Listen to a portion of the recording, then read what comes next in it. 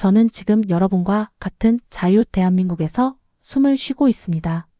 하지만 7년 전 저는 총알이 머리 위로 날아가는 두만강 한가운데서 얼음장 같은 물속을 기어가고 있었습니다. 2015년 11월 영하 15도의 밤. 저는 25살이었습니다. 그날 밤 제가 선택한 건 자유였습니다. 아니, 정확히는 살기 위한 탈출이었습니다. 여러분, 지금부터 제가 들려드릴 이야기는 드라마가 아닙니다. 제가 직접 겪은 북한이라는 감옥에서 벗어나기 위해 목숨을 걸었던 761일의 기록입니다.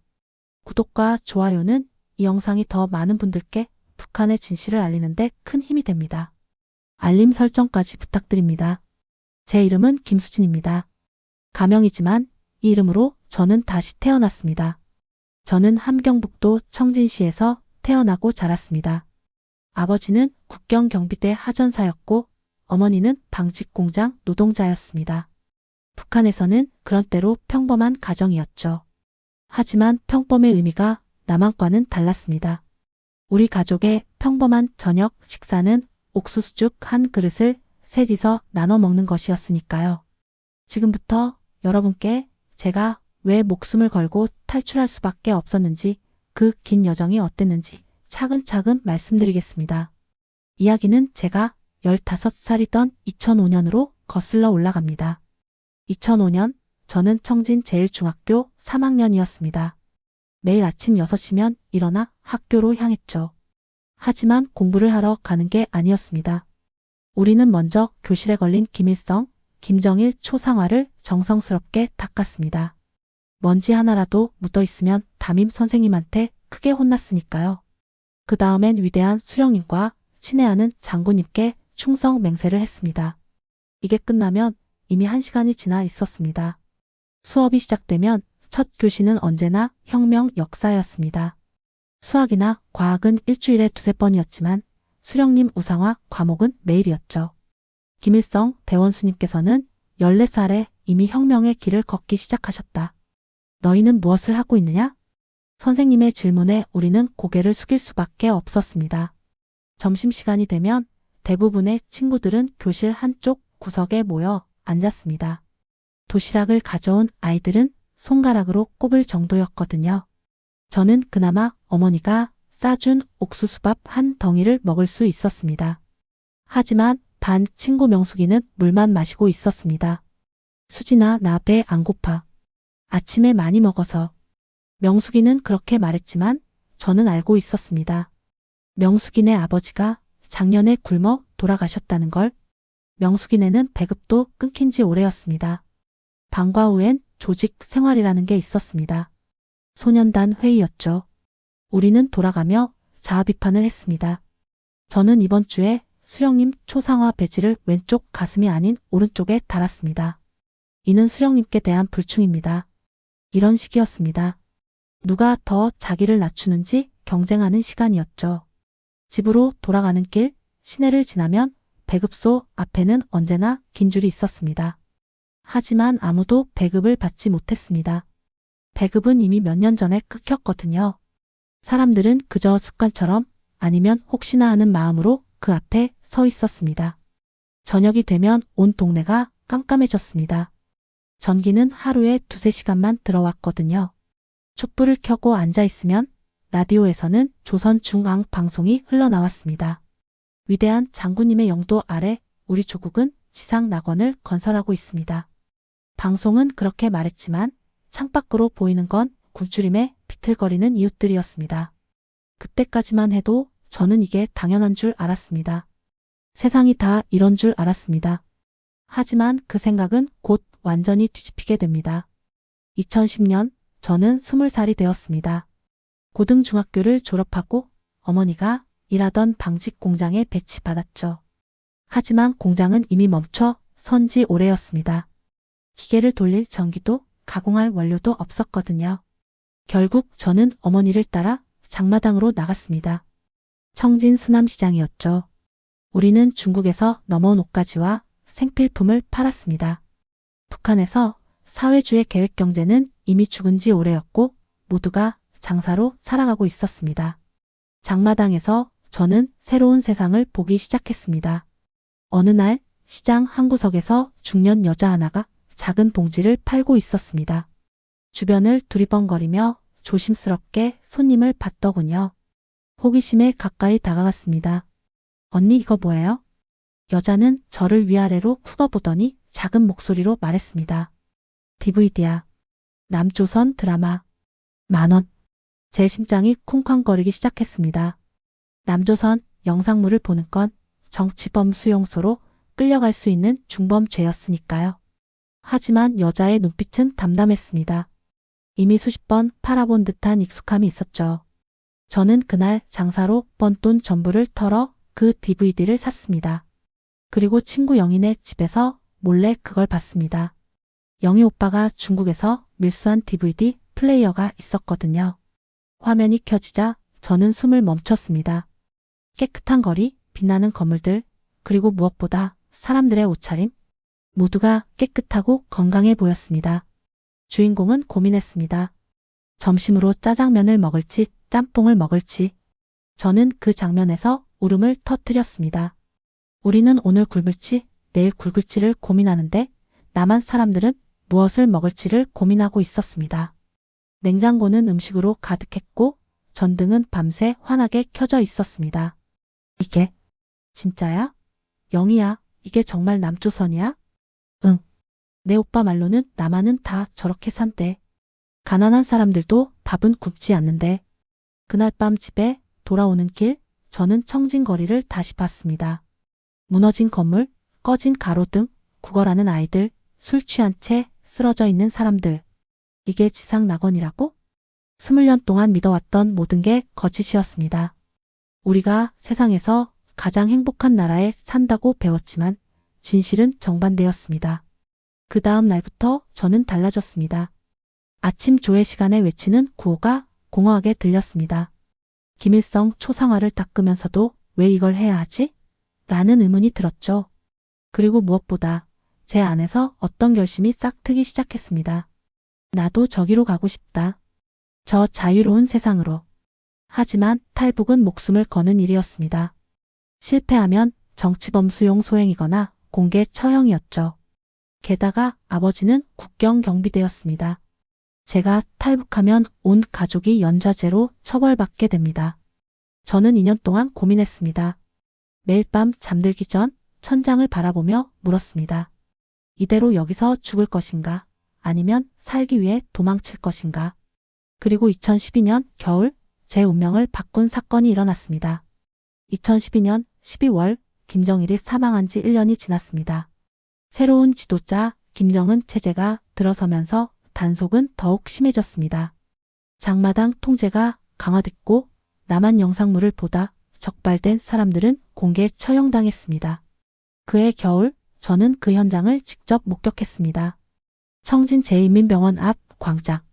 수천 명이 강제로 동원됐습니다. 저도 공장 동료들과 함께 그곳에 섰죠. 무대 위에 5명이 끌려 나왔습니다. 머리는 삭발당했고 몸은 심하게 구타당한 흔적이 역력했습니다. 이 자들은 반동 영상물을 유포하고 시청한 죄로 인민의 이름으로 처단한다. 총성이 울렸습니다. 5구의 몸이 무대 위에 쓰러졌습니다. 저는 그중 한 명을 알고 있었습니다. 시장에서 가끔 마주치던 아주머니였습니다. 착하고 순한 사람이었죠. 그분의 죄는 단지 한국 드라마를 봤다는 것뿐이었습니다. 그날 밤 저는 결심했습니다. 이곳에서는 살 수 없다. 반드시 나가야 한다. 하지만 탈북은 철저한 준비가 필요했습니다. 저는 조심스럽게 계획을 세우기 시작했습니다.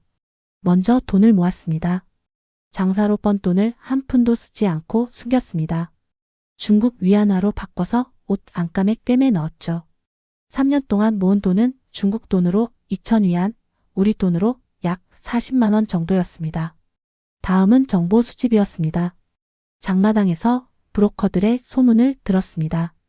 그들은 탈북자를 중국으로 안내하고 한국까지 연결해주는 대가로 큰 돈을 받았죠. 하지만 누구를 믿어야 할지 알 수 없었습니다. 돈만 받고 보이부에 신고하는 가짜 브로커도 많았으니까요. 2013년 봄 우연히 희망을 발견했습니다. 장마당에서 만난 순이 언니? 그녀는 제게 작은 쪽지를 건넸습니다. 수진아, 너 중국 가고 싶지? 내 사촌 오빠가 1년 전에 남한 갔어. 이 번호로 중국 가면 연락해. 도와줄 거야. 저는 그 쪽지를 속옷 안에 숨겼습니다. 중국 핸드폰 번호였습니다. 그때부터 저는 본격적으로 준비했습니다. 필요한 물건은 최소한으로 줄였습니다. 옷 한 벌, 가족 사진 한 장, 그리고 돈. 그게 전부였습니다. 가장 힘든 건 가족에게 말하지 못하는 것이었습니다. 특히 아버지에게. 아버지는 국경 경비대였기 때문에 제가 탈북하면 즉시 정치범 수용소로 끌려갈 게 분명했습니다. 어머니도 마찬가지였죠. 저는 결심했습니다. 아무에게도 말하지 않고 떠나기로. 2015년 10월 드디어 기회가 왔습니다. 아버지가 평양으로 일주일간 출장을 가게 됐습니다. 어머니는 공장 야간 작업반에 배치됐죠. 10월 28일 밤, 저는 마지막으로 집을 둘러봤습니다. 낡은 밥상, 삐걱거리는 침대, 벽에 걸린 가족 사진. 어머니 베개 밑에 편지를 하나 놨습니다. 엄마 미안해요. 딸이 불효를 합니다. 하지만 저는 살고 싶어요. 자유롭게 살고 싶어요. 꼭 성공해서 엄마 아빠를 다시 만날게요. 사랑해요. 눈물이 쏟아졌지만 참았습니다. 울 시간이 없었습니다. 가방을 메고 문을 열었습니다. 차가운 가을 바람이 얼굴을 스쳤습니다. 뒤돌아보지 않았습니다. 뒤돌아보면 다시는 떠날 수 없을 것 같았으니까요. 그렇게 저는 25년을 살아온 고향을, 가족을, 그리고 제 과거를 등졌습니다. 목적지는 단 하나. 두만강 건너 중국, 그리고 그 너머의 자유였습니다. 2015년 10월 29일 새벽 2시. 저는 온성군 국경 마을 어둠 속에 숨어 있었습니다. 청진에서 기차를 타고 12시간. 화물칸에 몰래 숨어서 여기까지 왔습니다. 몸은 이미 온통 멍투성이었습니다. 화물 상자들 사이에 끼어 있느라 제대로 움직일 수도 없었거든요. 온성역에서 내려 산길을 3시간 동안 걸었습니다. 순이 언니가 알려준 대로 강변 근처 폐가로 향했습니다. 그곳에서 안내인을 만나기로 했죠. 폐가에 도착하자 한 남자가 기다리고 있었습니다.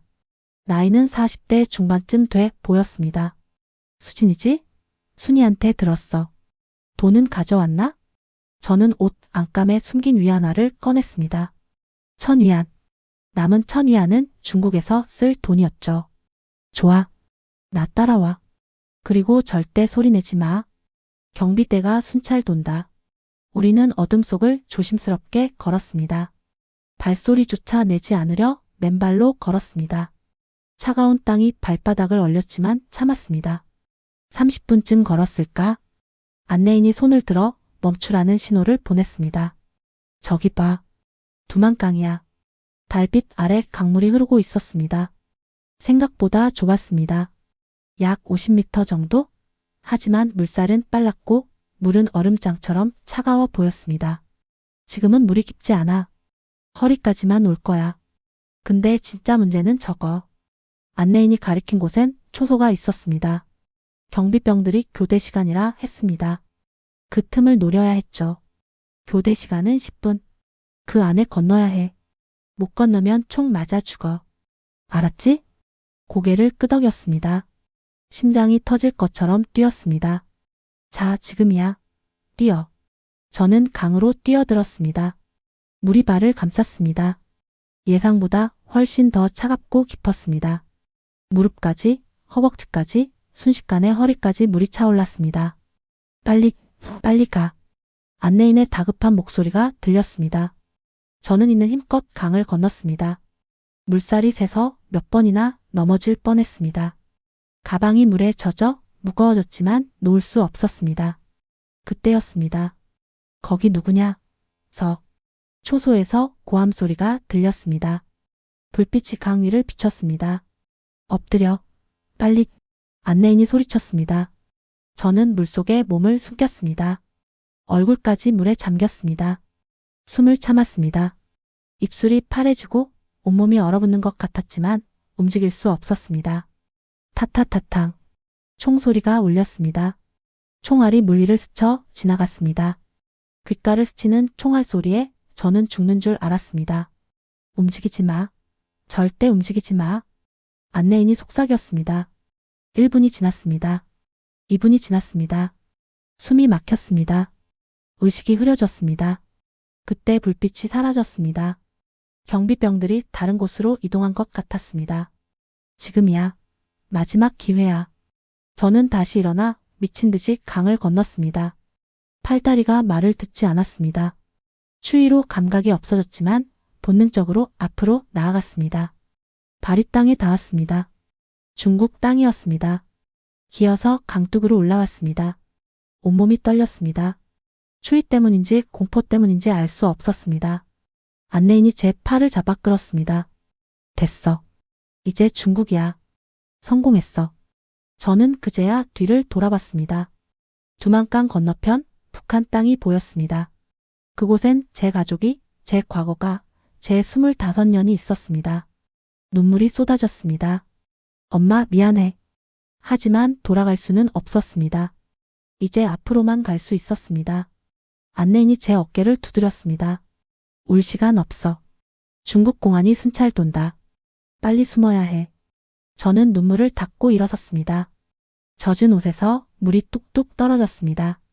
중국 땅. 이곳도 아직 안전하지 않았습니다. 진짜 여정은 이제부터였습니다. 중국에 도착한 첫날 밤, 저는 지하실에 숨었습니다. 안내인이 데려간 곳은 조선족 마을의 한 농가였습니다. 주인 할머니는 말없이 저를 집 뒤편 지하 창고로 안내했습니다. 계단을 내려가니 칠흑같이 어두운 공간이 나왔습니다. 여기서 일주일만 있어. 공안들이 순찰 돌 때까지. 할머니가 담요 하나와 물, 빵 몇 개를 건네주고 문을 잠갔습니다. 자물쇠 소리가 찰칵 울렸습니다. 갑자기 무서워졌습니다. 여기가 함정이면 어쩌지? 할머니가 공안에 신고하면? 그럼 저는 북한으로 강제 송환됩니다. 기다리는 건 정치범 수용소나 공개 처형뿐이죠. 하지만 선택의 여지가 없었습니다. 저는 구석에 웅크리고 앉았습니다. 일주일이 지났습니다. 아니, 정확히는 시간 감각을 잃었습니다. 창문도 없고 빛도 들지 않는 지하실에서 낮과 밤을 구분할 수 없었거든요. 할머니가 하루에 한 번 밥을 가져다 줄 때만 바깥 세상과 연결됐습니다. 아직 안 돼. 어제 공안이 마을 수색했어. 탈북자 잡으러 왔대. 할머니의 말에 심장이 쿵 내려앉았습니다. 열흘째 되던 날 드디어 할머니가 말했습니다. 내일 새벽에 나가. 다음 장소로 이동해야 해. 다음 날 새벽 4시 저는 트럭 짐칸에 실렸습니다. 채소 상자들 사이에 숨었죠. 운전사는 말이 없었습니다. 그저 담배만 피우며 차를 몰았습니다. 6시간을 달렸습니다. 몸이 상자에 눌려 숨쉬기조차 힘들었습니다. 중간에 검문소를 2번 지났습니다. 중국 공안이 차 안을 들여다볼 때 저는 숨도 쉬지 않았습니다. 다행히 무사히 통과했습니다. 도착한 곳은 심양 외곽의 어느 공장 지대였습니다. 낡은 건물 2층의 작은 방. 거기엔 이미 3명의 탈북 여성이 숨어 있었습니다. 언니, 저도 함경도에서 왔어요. 20살쯤 돼 보이는 여자가 반갑게 인사했습니다. 하지만 그녀의 눈빛은 지쳐 있었습니다. 여기서 얼마나 있었어요? 3개월요. 한국 가는 거 기다리는 중이에요. 3개월. 저는 막막해졌습니다. 그때부터 진짜 지옥이 시작됐습니다. 우리는 낮엔 절대 밖에 나갈 수 없었습니다. 창문도 열 수 없었습니다. 누군가 보고 신고할까 봐서였죠. 좁은 방에 4명이 갇혀 지냈습니다. 밥은 하루 2끼. 중국 브로커가 가져다 주는 찬밥과 김치가 전부였습니다. 씻을 물도 부족했습니다. 2주가 지나자 서로 예민해졌습니다. 작은 소리에도 신경질이 났습니다. 언니 헛기침 좀 그만해요. 짜증나요. 미안, 목이 아파서 그래. 말다툼도 잦았습니다. 하지만 크게 싸울 수도 없었습니다. 소리가 새어나가면 안 되니까요. 한 달이 지났습니다. 어느 날 밤 브로커가 급히 찾아왔습니다. 당장 나가야 해. 공안이 이 동네 수색한대. 10분 안에 준비해. 우리는 황급히 짐을 챙겼습니다. 가진 거라곤 옷가방 하나씩이었지만요. 밤 11시 우리는 다시 트럭에 실렸습니다. 이번엔 목적지가 달랐습니다. 광저우로 간다. 거기서 동남아로 넘어갈 거야. 브로커가 말했습니다. 동남아, 태국이나 라오스를 거쳐 한국으로 가는 루트였습니다. 하지만 그 여정은 순탄치 않았습니다. 이틀 뒤 우리는 광저우의 한 여관에 숨었습니다. 브로커는 돈을 더 요구했습니다. 태국까지 가려면 사람당 1,000달러 더 필요해. 저는 남은 돈이 없었습니다. 다른 탈북자들도 마찬가지였죠. 돈 없으면 한국 못 가. 여기서 내려. 브로커는 냉정했습니다. 저는 순이 언니가 준 중국 핸드폰 번호로 전화했습니다. 다행히 연결됐습니다. 여보세요? 순이 언니 사촌 오빠 맞으세요? 응, 맞아. 지금 어디야? 상황을 설명했습니다. 오빠는 잠시 침묵하더니 말했습니다. 알았어. 내가 한국에 있는 선교 단체랑 연결해 줄게. 그쪽에서 돈 보내줄 거야. 이틀만 버텨. 그렇게 이틀을 더 기다렸습니다. 불안과 초조함 속에서 드디어 연락이 왔습니다. 돈이 송금됐다고. 우리는 다시 출발할 수 있었습니다. 목적지는 태국. 그리고 그곳에서 대한민국 대사관. 자유까지 이제 한 걸음 남았습니다. 2015년 11월 중순 우리는 광저우를 떠나 윈난성으로 향했습니다. 중국 남쪽 끝 라오스 국경 지대였죠. 버스로 이틀을 달렸습니다. 창밖으론 끝없는 산과 정글이 펼쳐졌습니다. 북한의 메마른 산과는 너무 달랐습니다. 여기는 모든 게 초록빛이었습니다. 국경 마을에 도착하자 브로커가 말했습니다. 여기서부터는 걸어야 해. 산길로 라오스 넘어간다. 국경 검문소 피해서. 밤 10시 우리 4명은 브로커를 따라 산으로 들어갔습니다. 손전등 하나의 의지에 어둠 속을 걸었습니다. 가시덤불이 옷을 찢었고 벌레들이 온몸을 물어뜯었습니다. 5시간을 걸었습니다. 다리가 후들거렸지만 멈출 수 없었습니다. 새벽 3시쯤 브로커가 멈춰 섰습니다. 여기서부터 라오스야. 이제 안전해. 하지만 안전하지 않았습니다. 라오스도 탈북자를 단속했거든요. 우리는 다시 숨어 지내야 했습니다.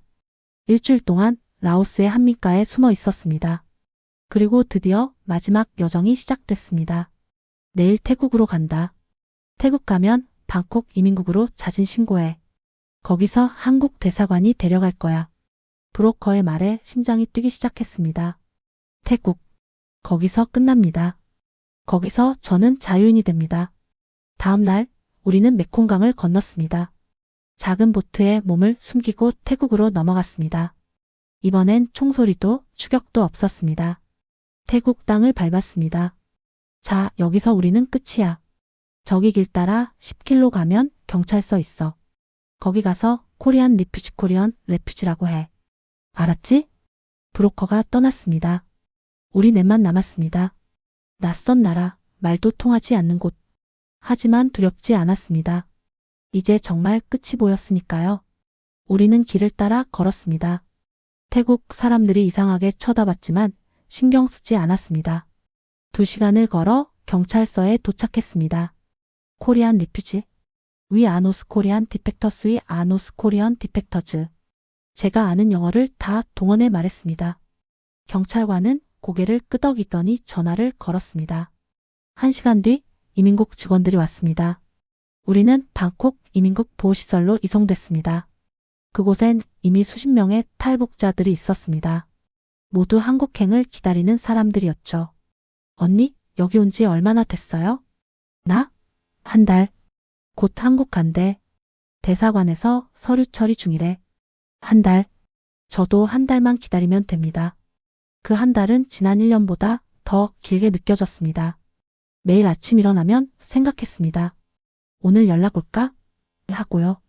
2015년 12월 15일 드디어 제 이름이 불렸습니다.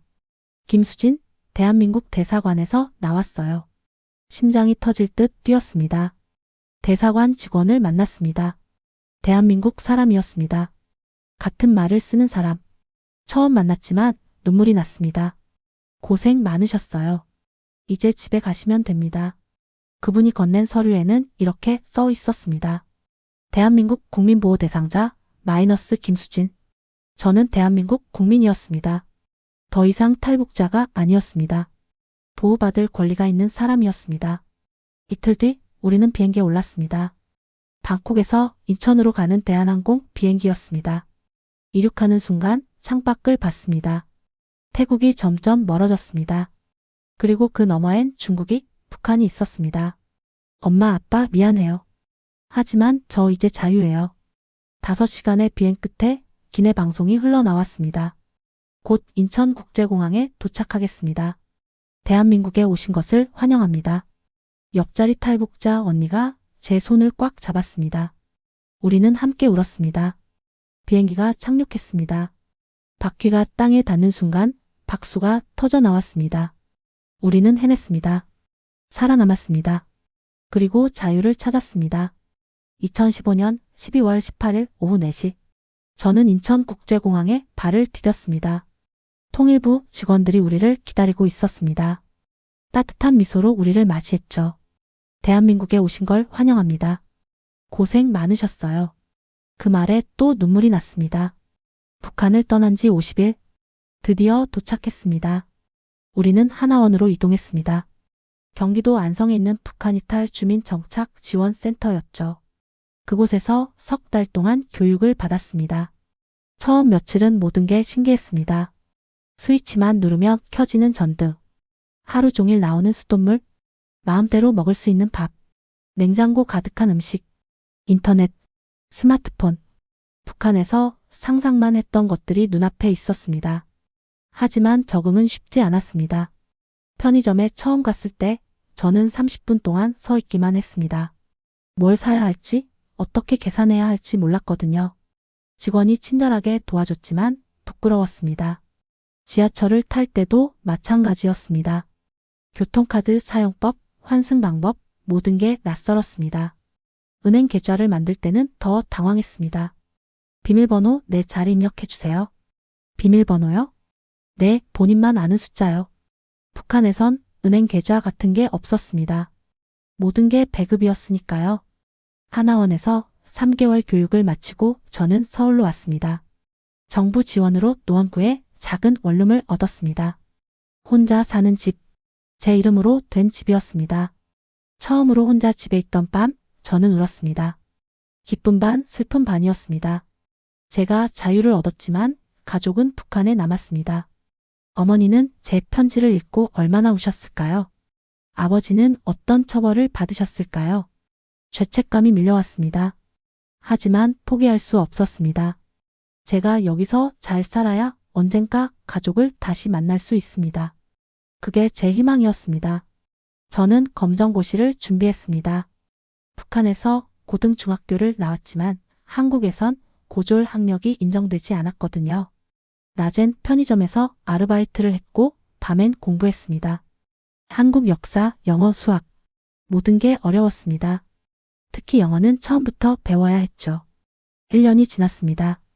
2016년 저는 검정고시에 합격했습니다. 그리고 대학에 진학했습니다. 사회복지학과였습니다. 나처럼 힘든 사람들을 돕고 싶어요. 면접에서 그렇게 말했습니다. 그게 진심이었습니다. 대학 생활은 또 다른 도전이었습니다. 북한 억양 때문에 친구들이 저를 이상하게 봤습니다. 제가 탈북자라는 걸 알자 피하는 사람들도 있었죠. 하지만 이해해주는 친구들도 있었습니다. 수진아, 넌 정말 대단해. 나였으면 못했을 거야.